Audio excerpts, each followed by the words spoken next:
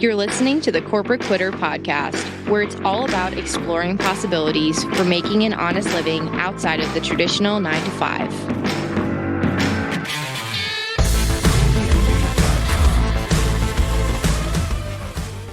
To all my corporate quitters and wannabe corporate quitters, if you're loving the podcast and looking for more easily digestible, BS-free resources like the Quitter Starter Pack or How to Go Viral Guide, be sure to check out our website, corporatequitter.com, and our Instagram at @thecorporatequitter, where we spill all the deets on the daily, helping you get one step closer to just doing the damn thing.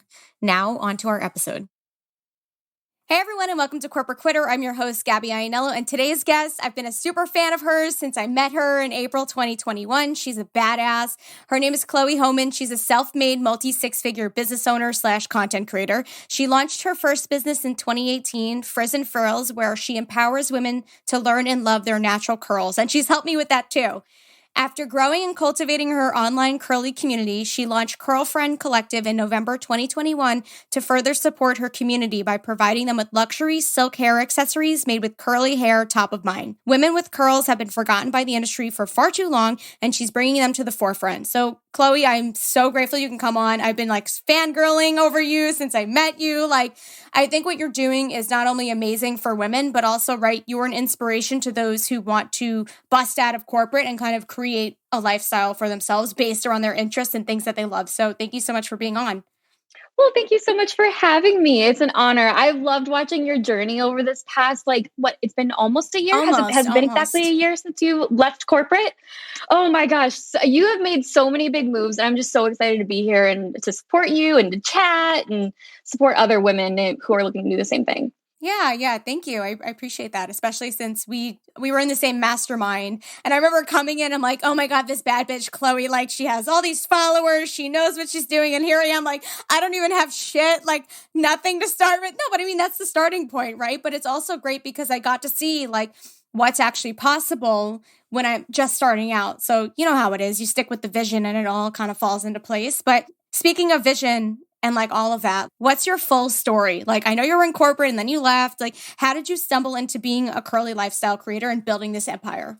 Okay. Well, honestly, you nailed it already, stumbled.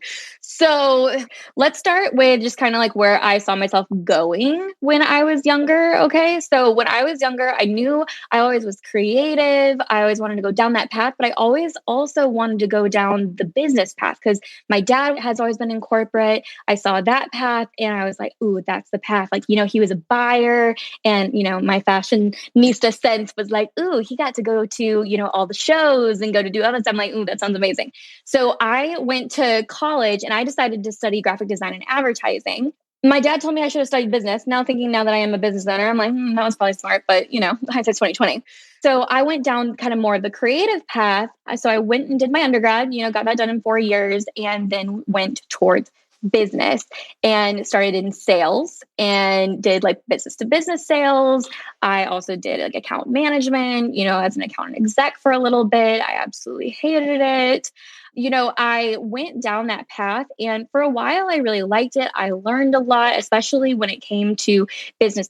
I mean, sales is just a crucial skill to have no matter where you are in a business. It really is, I think, a life skill. And so I'm really glad that I did that, but I also learned through that it was not getting my creative side fed. And that was just so important to me. It's just something that brings me, I feel to life. But I also really enjoy the people aspect. And that's why I really enjoyed sales in the first place. But that started to wane and I was like, I got to do something. So for a year, I hemmed and hawed about, I think this influencer thing seems cool. This content creation thing seems cool. So when I started thinking about it, that was in 2017. And so that was still really new at the time. There were people doing it for sure, but it wasn't as mainstream as it is today. Here today, we're talking about almost 5 years ago, which is insane to think about. So crazy to put that in perspective. But so when I started thinking about that, I would tell people, I'm kind of thinking about this. And everybody would say, do you really want to do that? Do you really want to spend the time on that? Do you really want to put yourself to all these people to judge you? So I let people decide for me for an entire year before I said, you know what, screw it. I'm going to do it. And so in fall of 2018 is when I said, screw it, and I'm going to do it. I just was like, I'm going to let this be like a little side hobby. I'm going to like test the waters, dip my toes in, see what this is all about. And so I did. I think it was probably about 6 months in that I really started hating my job. I really hated the corporate job that I had gone into. And I was at a different job when I had started Frizz & Frills. But then I think it was like 2 or 3 months later, obviously I started Frizz & Frills because I wasn't that happy at the previous job. So I moved to a different corporate job that had more money. It had more of the things that I thought I wanted to tick off.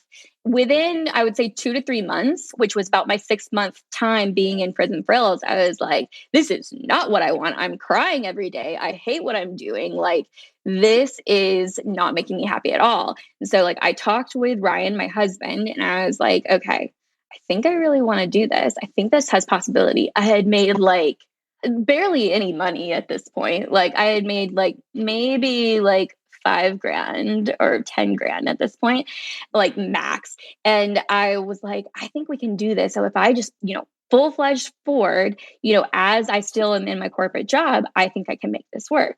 So by November of 2019, which was about a little over a year into Frizz & Frills, I quit. I was done. I put in my 2 weeks and I never looked back. Pandemic starting a few months later, that wasn't great. That wasn't the ideal timing, but luckily I had a couple long-term deals that had come up from brand partnerships that were able to kind of get me through. And at that point, when Ryan and I, we talked pretty heavily about that decision, and we decided we were going to live on his income until we, figure out where that is. And we were lucky enough that his income could, sustain us. And I never looked back. And so 2021, fast forward, that is when Ryan made the jump to quit his corporate career and do Frizz & Frills with me.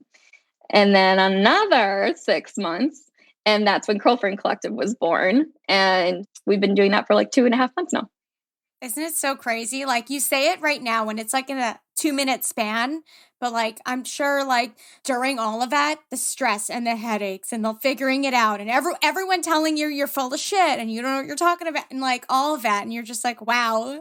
Yeah. And Ryan was for sure like the skeptic. When I started Frizz & Frills, he's like, okay, Chloe. Yeah, sure. He's like, I see what you're doing, but I don't know, babe. Yeah, exactly. Like he's totally my realist and I'm like the dreamer, but we both have like that little bit that comes together of both sides that we can still have like that come together point. But he's always been the one like, Chloe, let's think about this. Let's just take it back a notch. And I'm like, no, let's go. That's adorable. But I totally can get that. Like my boyfriend's the same way. I'm like full throttle and he's like, reel it back. Take a hot second. Let's think before we act, which is probably good in the long run. Yeah, but look at where it landed you. Yeah. So we definitely balance each other out. And he's definitely, over the past few years, as he's seen Frizz & Frills grow, he's definitely come around to a little bit more of the dreamer side than he used to be. Because now he's seen like, oh my gosh, like this is possible and you can do this. And so I think once you finally see it to believe it, there's a lot to be said with that. Yeah. So what's it like doing all this? Like being an influencer, right? It looks glamorous. Your photos are like so gorgeous, right? Your hair is like always perfect, like all this stuff. Your photos that Ryan takes are amazing. But like, is it always like that? Like the Instagram versus reality moment? Like what's going on? No. It's so not.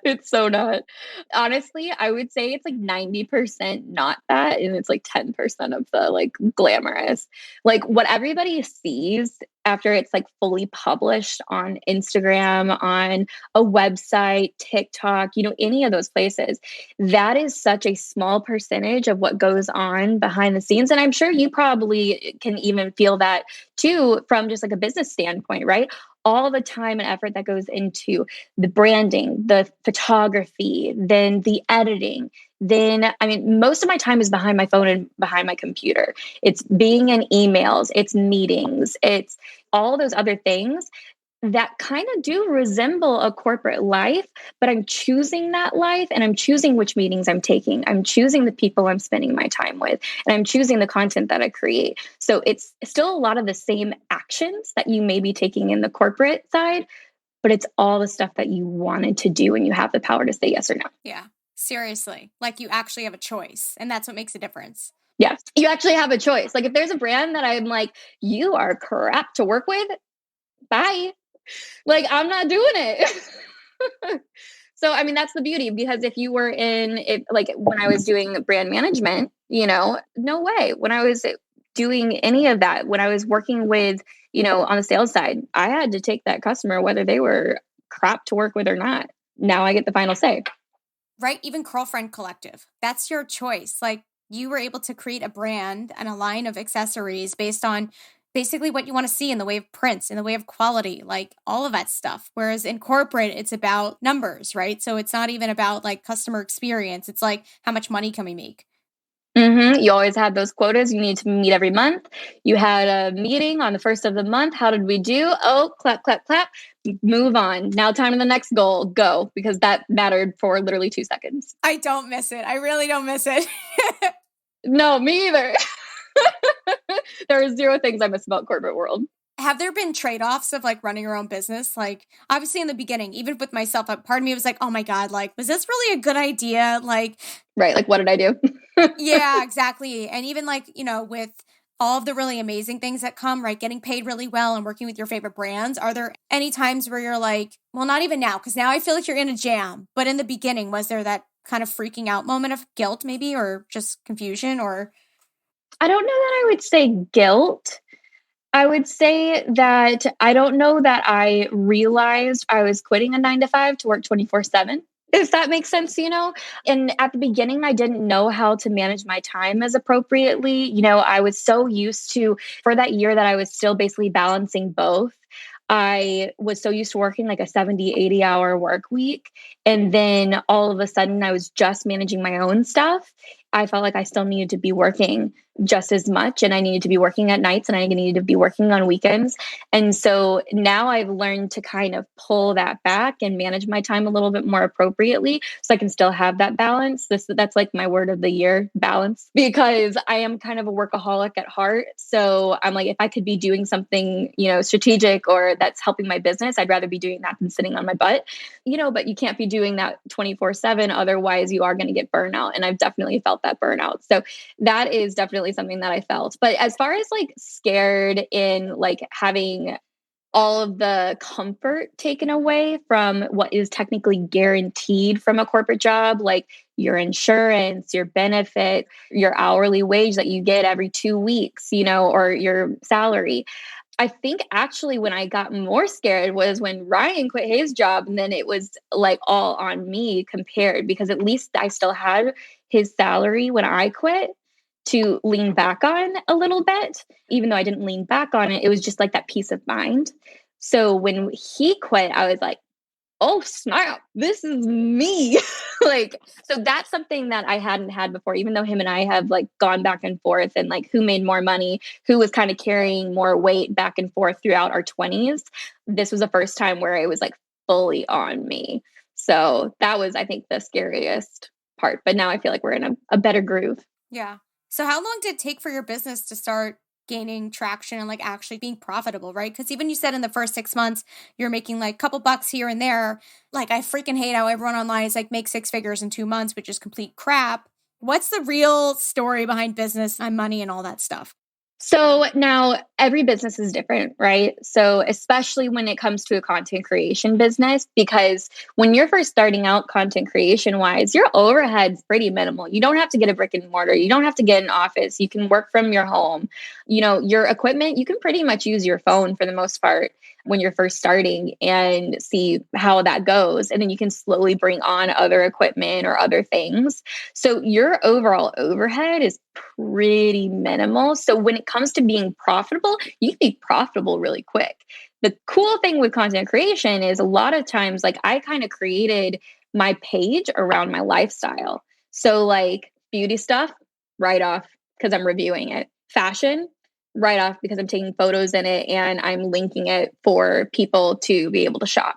Travel, you can do travel specific content right off the travel. So there are all these different things that you can write off, and then you can kind of show that you're not necessarily profitable. But when it came to like actually starting off And when I feel like it actually started really having a force of its own, I feel like that was right around that 6 month to 9 month period when I was around like that 10 to 15,000 followers. Now, I made a lot of mistakes those first 10,000 followers. I don't know about you, but when I was starting, it was a lot more common to do like these loop giveaways, right? Do you know anything about like the loop giveaways and like the follow for follow and like all these different like ways to grow? Yeah, spammy behavior, basically. Is spammy behavior, exactly. But I didn't know. You don't know what you don't know, and you're just trying to gain traction. And so at that point, I was doing some of those things and quickly realized that's not gaining me the community that I want to have. The numbers growing, but that doesn't really mean anything. It doesn't mean anything at all except for that little number that's at the top of the screen.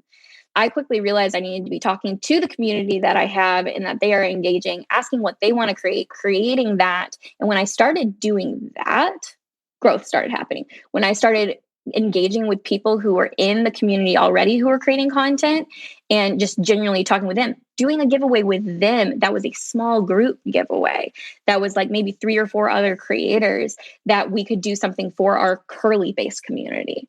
That's when I saw more growth because we all had those same type of followers and audience that we could basically then share and do something that was a lot more authentic than a random group giveaway that you go and follow the freaking account. And there's like 50 people there, to follow that you don't give a crap about.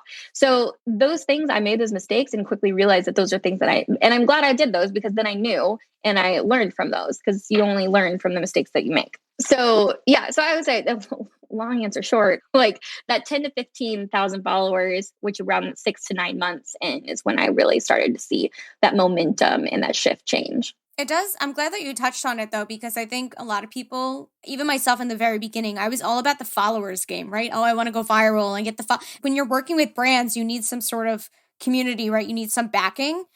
Social proof, but at the same time, what I'm recognizing is followers doesn't necessarily equate money and it doesn't necessarily equate success because there are people that I've spoken to who have hundreds of thousands of followers on TikTok, social media, wherever it is, and they're not making any fucking money. They have no social proof. They're not doing anything. And it's like, well, hold up. You're saying, okay, this is like the way to do business, but it's not. It's just one piece of the puzzle. Exactly. It's a very important piece to the puzzle. If you're growing a community that is engaged and really there for you and your mission. Do you have any suggestions actually about how to grow your following? Like if it's not the spammy behavior, is it just like engaging in conversation, like hashtags, like yeah. Okay, so for genuine growth, I would say kind of like I mentioned, asking the community that you have. And that's even the community that if you have 50 followers, 100 followers, 500 followers, that's still a community that is engaging with you. So if they're engaging with you, ask them what they want to hear. Now, with that, though, you can't just take everybody's recommendations and everybody's ask and make that because then you're going to get like all over the place and you're not going to be creating content too for you and your passion. So I think it's really important that you are doing both of those things. You are asking your community and engaging with them and making sure that you are doing things that are actually of value to them on top of making sure that you're doing something that you are passionate about and that you are really focused on yourself. Because if you're not focused on it yourself and you don't love it, you're not going to want to create it. And all of a sudden you're feeling like you're working really hard on something that you don't care about. Those two things I think are super important. And when you're doing that and then you're adding in, especially with like TikToks and Reels now, you're adding in some of the trends and you're adding in some of the music and you're, bringing some of those pieces into those two main pieces, you're going to see genuine growth. Yeah. Yeah. It's so funny because I think people forget that behind every single account, it's a real human being. You know what I mean? Even like when I see hate comments and stuff, I'm like, shut up. Like, why do you have to go to do you forget that it's a human being? Like, hold up. Let's treat them like normal people. The bots, the trolls, all those things. And it gets worse when you go viral. When you go viral, it gets so much worse because you're outside of then your community. And then you have these random people that just want to be hateful. for zero reason. They don't know you at all. And the biggest thing that I learned with not taking that to heart is realizing, and I know I heard somebody say this a couple years ago, and I don't remember who it was now, but it's think about when they are saying that, it is so much more a reflection on them than it ever is on you. So when you think about that and what they're saying, realize they don't know who you are. They have no idea who you are or what you're about. They know there's probably one video that they've ever seen of you, and it's just a direct reflection on them. So don't ever take it to heart if you can help it, even though it's way easier said than done. Oh, yeah. I just at this point block. Like, I went through a phase where I would just like ignore notifications too, because I'm like, I don't want to look at it. I really don't want to look at it. I know. I'm like, delete, block. I'm like, you do not deserve the time or the energy in my life. Yeah, exactly. But so speaking on just haters and going viral and stuff, like what's your experience with TikTok been? Has it changed your marketing game? Because I know you were originally growing your followers through Instagram, and I know you have a massive following on TikTok. So how's that been? Yeah, so TikTok is such an interesting and odd platform for me. It is such a weird place. So like TikTok, I have such a love-hate relationship with it because TikTok, you can go viral easily, but not easily, because when it comes to your typical engagement, like at least for mine, I have 140 some odd thousand on Instagram, like 200 and some odd thousand on TikTok. So I have a larger audience technically on TikTok, but my views on average are like a third of what they are on Instagram. So my community is so much more engaged over on Instagram than it currently is on TikTok. Now, is that because I'm feeding my Instagram community better and more regularly than TikTok? Potentially. But TikTok is just, I don't know. I don't know if I've quite locked in the way to engage my community regularly. That's not just tip after tip after tip after tip. I totally get that. That's the problem I've had with TikTok is that like I get a lot of conversions through there. That's great. Or people come over from TikTok onto Instagram, but I get to know my like true community through Instagram DMs, like through like comments on Instagram. Because on TikTok, first of all, their messaging system sucks. I can never message people. And then I hate how they cap your responses on comments on videos to like 150 characters. Like I can't say what I want to say. Maybe that's great because the trolls can't say as much either, but it's hard unless I do lives with people on TikTok. I have no way of really connecting with them unless they come over to Instagram, honestly. I completely agree. I think that is one of the biggest problems with TikTok in getting your community as feeling a true community. And I think some people are really unlocking that with lives, but I just haven't really leaned into lives. And maybe I haven't leaned into them the way I need to, but for me, I have to really be in a headspace to do a live. I'm not just randomly jumping on lives normally when I'm just doing anything. Because if I'm going to do a live, I'm such a chatty Cathy that I could be on there for an hour. And then I've got like all these other things that I have on my to-do list for the day that I should have been doing instead of just chatting with people like randomly. So I like being able to jump into DMs when I want to and when I have the time, and to give them that, you know, little bit of community when I can, maybe at like 10 o'clock at night or random times in the day. Yeah. It's an interesting game to play, but I mean, it's a great platform, but it needs some work. It's new for sure. I totally agree. And, I don't know if you've noticed this, and I find it really interesting because I feel like TikTok was really outweighing Instagram for this past year. And I'm noticing a shift over the past like 2 months since they started the creator goals. Since you started being able to monetize Reels, and their monetization is significantly higher than it is over on TikTok. TikTok, you make pennies. It's not even close to YouTube. It's not even close to what Instagram is doing now. And I mean, Instagram's been way behind on that for a while, but I feel like they're really stepping it up. You're seeing, I think, more engagement now going again on Instagram for creators. Yeah, I thought the same thing. And actually, I still love TikTok because that's where the bulk of my followers are. But I think I'm going to double down on Instagram these next couple months and do more regular Reels instead of just posting videos from TikTok over to Instagram, like to really boost a followership through there. Just because, like you said, it's easier to build that strength in your community that way. So we'll see what TikTok does, because I feel like they might still have more stuff up their sleeve, but you still need to like nurture all the platforms regardless. So speaking of just like, right. Yeah. So Speaking of just like marketing and social media and all that stuff, I know you work with brands, right? That's how you got me hooked on Verb. Like I use their ghost oil and their shampoo and everything. I know I need to order soon, so I'm going to have to swipe your discount code. But what's it like working with brands? Like what advice and initial steps would you offer people looking to become an influencer? Like I just started working with brands, so I can't really give too much advice. But for you, you've been like, that's your game, like an expert in sales as well as like communication with these brands. So like, where do we start? Where do we start? We could have a whole another episode on this. So let's take this back. Are we talking to people who are already kind of like trying to be an influencer and they're kind of like, okay, how do I start talking to brands? Yeah, let's go from that directive. Yeah. Okay. So say you're trying to do the influencer thing. You already have like maybe a couple thousand followers and you're ready to start talking to brands. Where do you go? How do you start? When we're talking to brands, I think with new influencers, one of the biggest problems is people get in, they're like, I want the free shit, right? I want the free stuff. If that is your number one goal when you're starting being an influencer, stop it right now. Close the doors.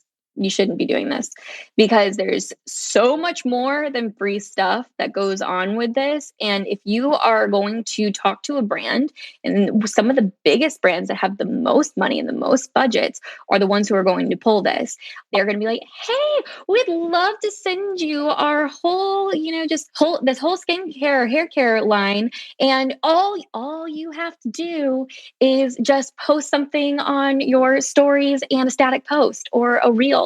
And the newer influencers that are, new to the game, and especially on TikTok, because, the virality that you can get on TikTok so easily. And so you have these people who are brand new to the game with hundreds of thousands of followers, and they have no idea what to do other than saying, oh yeah, I'll sign away all my rights and I'll create this content for you. And then 2 years later, you've got an ad with your face on it that you gave rights to that you should have been making tens of thousands of dollars on.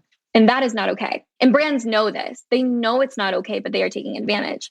And so one of the biggest pieces of advice I can give you, if you are brand new and you're trying to monetize, do not take just the free stuff. Do not do it. If you do want the free stuff and they're offering, what you can say is, hey, X brand, thank you so much. So glad you love my content. You're more than welcome to send this over. Here's my address. I can't guarantee anything, but you're more than welcome to send it over. If you'd like to talk about a partnership, I'd be happy to talk about rates or jump on a call with you. Let me know how you'd like to proceed. And then put your address at the bottom. They can send it to you if they want and be done. If they want to talk about paying you, then you can open up that conversation.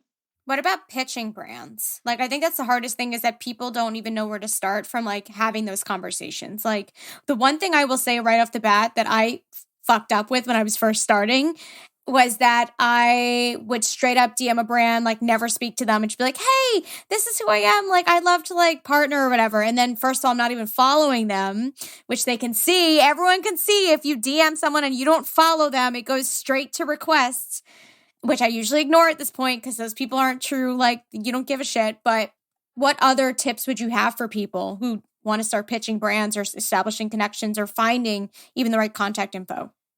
Yeah. So if you are wanting to get in with a brand that you have no basically relationship whatsoever at all, okay, so this would be like almost like a cold contact. If that is the case, I personally, this has been the best way that I've figured out with brands is to flirt. Okay. We start flirting with them. Okay. So what that means is that, so you have to be strategic about this. This isn't just like, oh, randomly you popped into my head and I'm going to like try to email you or DM you. This is like, I'm going to try to basically get on your radar for the next week to 2 weeks, and then I'm going to slide into your DMs. So you're going to start out by commenting. You're going to start out making sure that you're watching their stories and that you're replying to those stories. So then by that point, you probably already have, if you've been replying to their stories, you might have already gotten into their accepted messages section so that they're going to see when you actually pitch to them via DM, if that's how you choose to. Once you're kind of in there for a few days to a week, you're following them. That's definitely key. Which, if you're watching their stories, you probably already follow them. And then once you actually have gotten to that point, then you DM them and say, hey, I really am enjoying, X and Y product or X and Y, something that you do or that you represent. And I'd love to work with you. Keep it pretty short and sweet. You really don't need to talk about you or all of your expertise or your following numbers or any of that. They can click on your bio and they can see all they want. You need to talk about them. Say why you love them. Say, I'd love to work with you. Are you the person to talk to about influencer partnerships, or can you connect me with the person who would be the best contact? And then just sign it. Looking forward to working with you, best Chloe. And that right there has been one of the best things. If you've already gone through kind of like that flirting message and you can tell that they're not very receptive in their DMs, then I'll go into one of their recent posts and I'll be like, oh my gosh, love this. Just DM'd you. That way they see it in their comments. Be like, oh, she DM'd us. Let's go to the DMs and make sure we find her. That is the best way I found for getting a more instant reply. And then that gives them the option to either basically just go ahead and cut it and say, no, we're not interested, or to go ahead and get you the right contact. Don't do anything in DMs. You always want to bring it to email, because DMs can normally, if somebody's doing business in DMs, they're shady. Yeah. So I would recommend doing that especially if you don't already have their contact for email or can't find that easily. But it's a great way to start out that contact. And then you also then have a warm lead. If they're recommending you to talk to somebody else in the company, then you can say, hey, so-and-so, gave me your information to contact you through socials. And then that gives you a really easy, warm start in for your email too. I love that you spilled all the deets on that, because I feel like I've been in masterminds, I've purchased courses, like I've even like doing YouTube videos, asked other experts, and they're like, okay, you need to DM them right away. And you like give them the whole bio and all this stuff. And I'm like thinking to myself, as someone who receives messages all the time, like I don't fucking have time to read that, nor do I care. Like, get to the point. You know what I mean? Like, especially the big brands. I mean, if they're even a decent sized brand, their DMs are blocked up. So if they have started to see your and they've started to see you here and there in their community, they're so much more likely to get back to you. And then don't just email them once, email them a lot if they don't respond. How many times will you follow up with them? I would say on average, if I remember properly to follow up the way I would ideally like to, I would say like ideally you'd want to like send a pitch on a Wednesday, not on a Monday. Mondays, they're too backed up anyways. So say you send an email on Wednesday, if they don't get back to me by next Wednesday, I would ideally send another one on Wednesday, but maybe at like a different time. So if I send it in the afternoon, they didn't get back, then I would send something at like 8 a.m. on a Wednesday or maybe on a Thursday. And so then I'd follow up, say, hey, just pushing this back up to the top of your inbox. Looking forward to talking with you. Looking forward to working with you. Best, Chloe.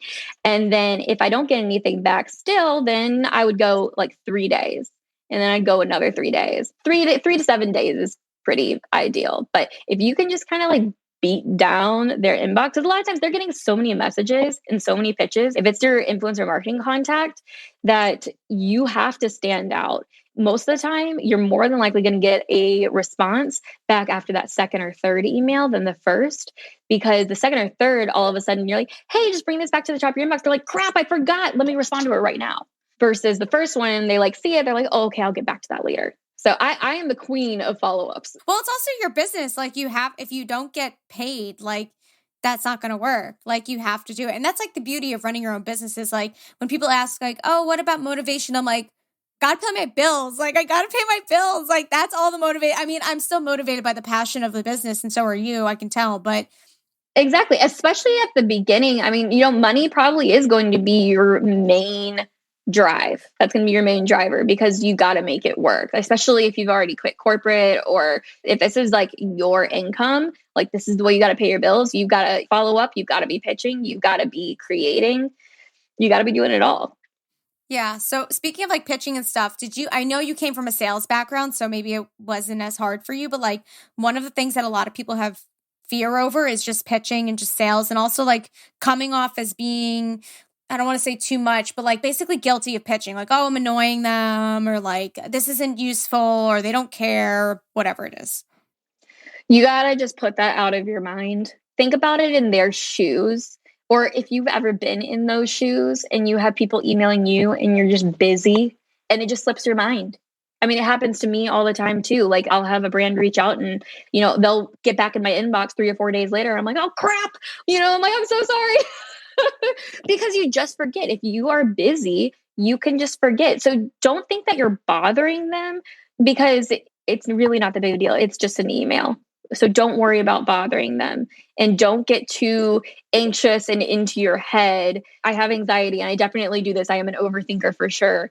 And so it's very easy to go ahead and play this scenario that somebody else is thinking about you inside your head. But you need to realize that more than likely, 99.9% of the time, they don't think about you at all. You are like a blip in their day. So don't think that they are like so annoyed by you or so upset by you by a single thing that you said, because more than likely that's not the truth. It's just the truth that you made up inside your head. Yeah, it's true. But speaking on like being a blip, right? Other than being like the annoying DM that you send every couple days, but like, is there, some people would say like, oh, if you want to get their attention, right? They're not responding to your DMs or whatever after a couple tries, like post something in your stories that like mentions them or something. Like, is that a good idea, or should you not be posting content that tags, or even on your like your feed or something to mention them? Or like, what's the deal with that? No, I would say that's in part of the flirting category I was talking about. That is something actually that I think is very important to talk about them. Normally in stories would be ideal, because at least they're getting that little bit and it's going into their DMs when you are, tagging them in something, versus sometimes it can get lost if it's in your feed. And then also if you're already posting about them in your feed, why would they pay you to post if you're already doing it organically? So I mean, it's a fine line. It really is. Like, I would say you don't want to necessarily be doing it all the time, but it's good to have organically already told your audience maybe a little bit about it, especially if it's a brand that you're already organically using really a lot. Then I think it's nice for them to see, oh, she's already bought into our brand. She's not just looking for free product. She's not just looking for money. She already endorses our brand, which means that this partnership would more than likely be really authentic for us and her community.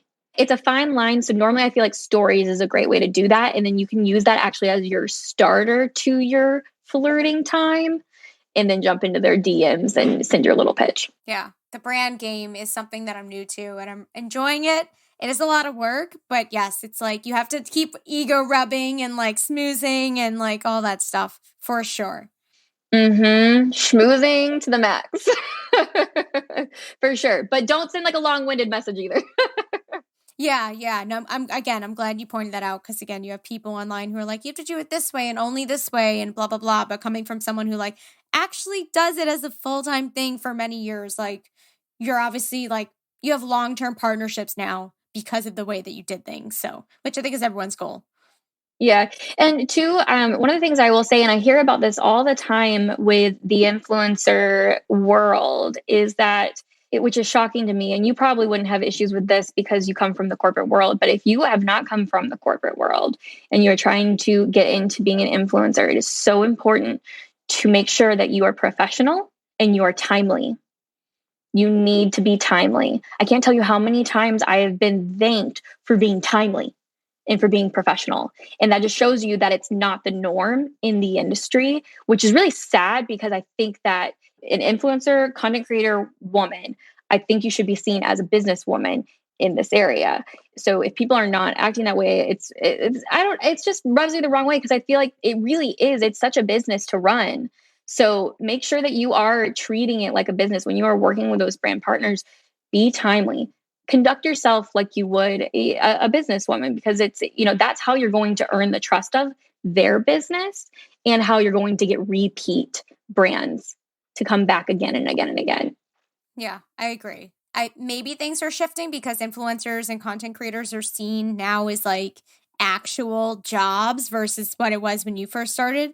But it's still hard because, right, you have people who are like, oh, that like, that's funny. Like, oh, cute hobby. Like, that's cute. Like, when are you going to get a job? And you're like, hello, like, this is my job and I make way more than I did in corporate. Thank you so much. Yeah. Flatter to our friends in the back. Seriously. Yeah. Oh my God. Yeah. So talking about like making money and brand deals and all this stuff, right? You launched Curlfriend Collective. So how has that been? Like, I know it was a struggle to launch and then it launched and now you already have some more things in the pipeline, right? You have spring collection coming. So like, did you always want to do this? And like, how did you even do it? So I didn't necessarily know that I wanted to start a scrunchie line or like a silk hair accessories line, but I always knew I had that entrepreneurial spirit. I always knew I wanted to create a product and have a business of my own. I already knew that was like in my blood and that I wanted to do that for sure, but I had no idea for the longest time what that would look like or what that would mean for me. The more I basically grew and listened to my Frizz and Frills community, the more I was like, okay, I feel like what we're missing right now is something that is curl focused, that's an accessory that is actually made to be cute but functional. There's so many accessories out there, right? But none of them do that exact thing that are functional for curly hair, that actually fits the thick curls and that actually looks cute and isn't just like, okay, like we did the bare bones basics, like here it is and it's satin, it's polyester and it's, $5.99 and it's going to fall apart. It's either one or the two, or you get your like really nice, like silk scarf or silk scrunchie, but it doesn't fit over my freaking hair. There are those two different things that I just was like, I feel like there needs to be something in that piece of the industry. As I'm sure you can understand, the curly side of the hair care industry was forgotten for a really, really long time, up until probably the last like 5 years when it really started like hitting big. And all of a sudden, all the hair care companies started coming up with their curly lines. And then curly lines alone started becoming a big thing with more like indie brands.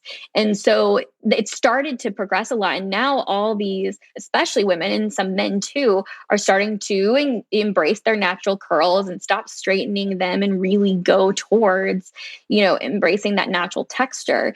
And so I wanted to bring something else to that specific community. In Q1 of 2021 is when I actually started talking to my old management about this. And I didn't really know what I wanted it to look like. I knew I wanted it to kind of be like a merch line, but I also kind of wanted it to include silks. And so I kind of let them take the wheel on that, which now looking back on that was a mistake, because I don't think anybody is ever going to vouch for you and run with something as much as you're going to do that for yourself because of how bad you want it. It came down to where I kept on following up, and nothing was getting done, even though I kept on getting it's happening, it's getting done. Yeah, like we're working on it. We have a call. Do you?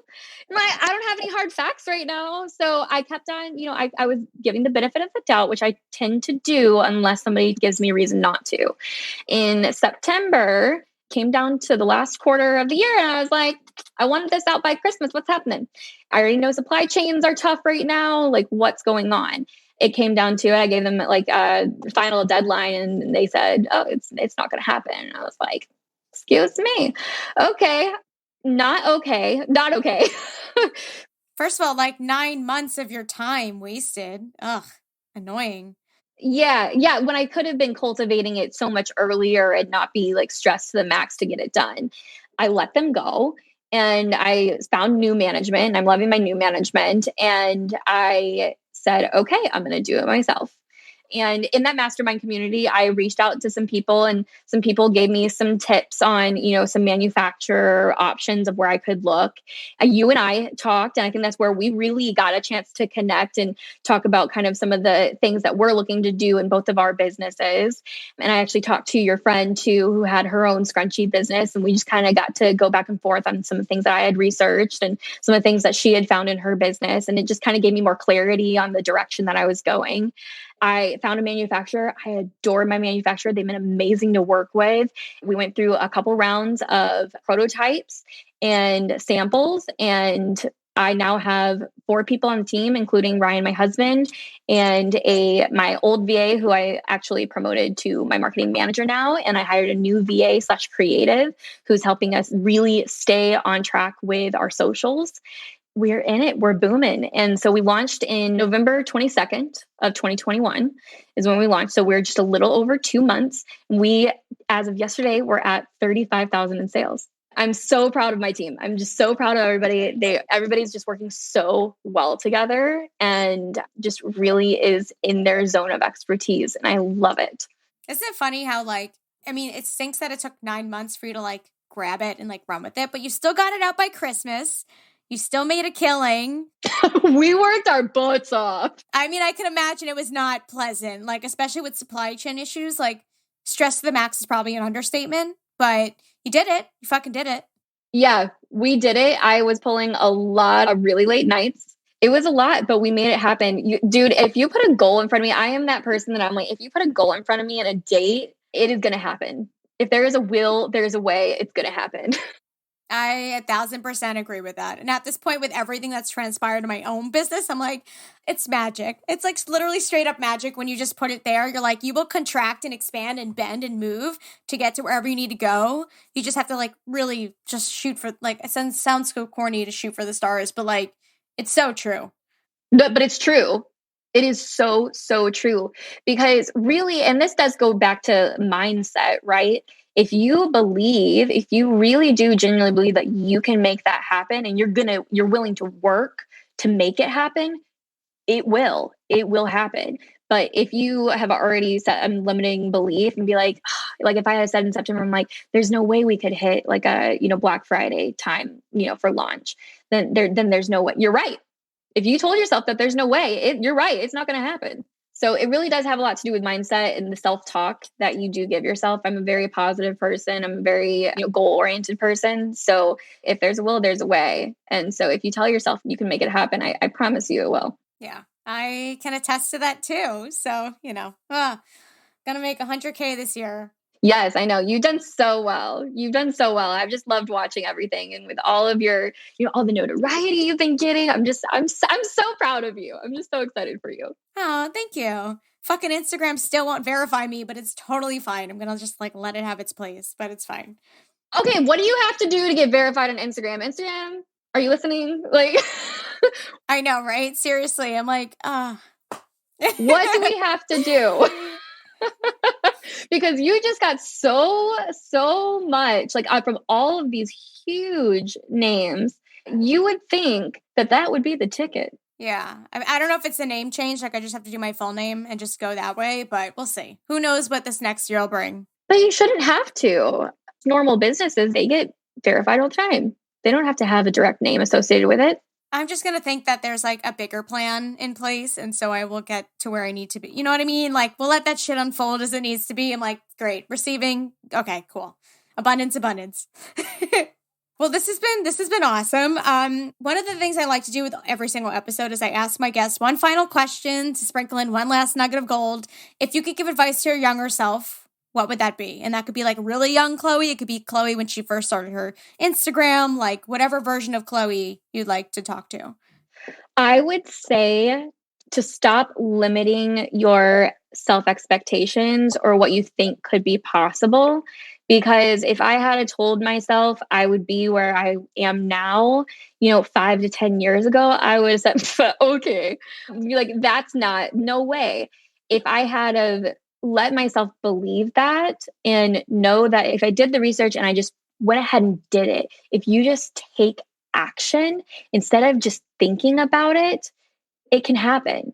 But you have to take those steps forward in taking the legitimate action, because thinking about it doesn't get you anywhere. If you can take those few first steps of action and believing past some of those, you're going to have roadblocks, and get past those roadblocks and know that those roadblocks aren't permanent roadblocks. They're really just something that you need to swerve around. You can get through it and you can make things happen that you never thought possible. I would say just get out of your own way and take those first few steps. Yeah, I love that. Entrepreneurship is such a journey, but keeping that in mind, just action. That's it. It's the only way to solve a problem is action. Action. And you're never going to be ready. You're never going to think you're ready to take those steps. You're going to think, well, I need to do more research. You're going to think, I need to be at this spot in my bank account. I need to be at this spot in my career. I need to be at this age. You don't need any of that. I think everybody who's an entrepreneur and owns a business is going to tell you that there is no way that you're going to be just ready one day. You just need to go ahead and get out of your own way and stop being scared. Preach. There's my nugget. It's a good solid nugget. So for people who are like now obsessed and they want to follow you, they want to reach out, maybe they want to purchase from Curlfriend Collective. I know you have a whole spring launch coming up soon. Where can they find you? So you can find for Curlfriend Collective, you can find us if you just put in curlfriend.collective. That's going to be on Instagram, and Curlfriend Collective in general is going to be on TikTok and on our website, but you can find that on any of our socials. And then Frizz and Frills, FRIZZAND I made that really easy to spell. You can find that on anywhere. You can find that on our website, Instagram, TikTok, YouTube, all of the places. For all the curly hair content you could want. Yeah, and a lot of it. Let me tell you, you've helped me so much with my own curly, wavy hair journey, which has been awesome to like actually embrace it when I'm feeling that curly moment. Good. That makes me so happy to hear. That's my whole goal. I did also give you a discount code that you can use for your community too. Yeah, guys, everything will be on the website as well as in the description. But Chloe, can you remind me what's the code again?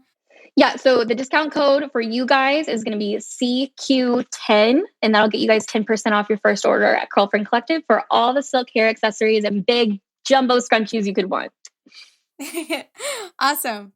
Well, thank you so much for coming on. I appreciate you doing this and just everything you're doing, as well as just all the nuggets you shared, because I think it'll help a lot of people, regardless if they're a curly friend or not.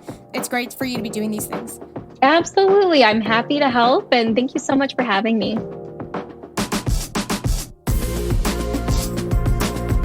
Thanks for listening to the Corporate Quitter podcast.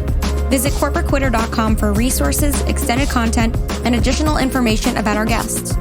To connect with us, stay up to date on all things Corporate Quitter, and to learn more about how you can leave the 9-to-5, follow us on Instagram and TikTok.